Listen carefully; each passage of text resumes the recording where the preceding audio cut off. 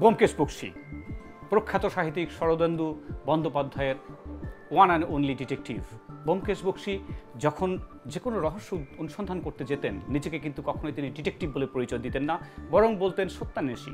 এবং মজার ব্যাপার, এই সত্যান্বেষী গল্প, যেটি কিনা ছিল আমাদের সাহিত্যিক শরদিন্দুর প্রথম গল্প, সেখানে আমরা তাকে দেখতে পাই অতুল চন্দ্র মিত্র নামে এক ছদ্মনামের একজন গোয়েন্দা হিসেবে, যেটি কিনা চায়না বাজারে পরপর 3টি খুনের গবেষণা বলি আর অনুসন্ধান বলি সেটি করতে গিয়ে নিজের নামটাই দিলেন বদলে। এবং তখন তার সঙ্গে পরিচয় ঘটে তার সবচেয়ে কাছের বন্ধু এবং সহযোগী অজিত বন্দ্যোপাধ্যায়ের। এবার আমার প্রশ্ন, সেই চীনাবাজারের ঘটনায় আমাদের ব্যোমকেশ বক্সী কী ছদ্মনাম ধারণ করেছিলেন? Option A Atul Chandra Mitra, option B Khasnabish Gotrapati এবং অপশন সি জনার্দন ঘোষ। সঠিক উত্তর দিয়ে পাঠিয়ে দিন আপনার নাম, ঠিকানা, ছবি এবং মোবাইল নম্বর সহ আমাদের ইমেইলের মাধ্যমে।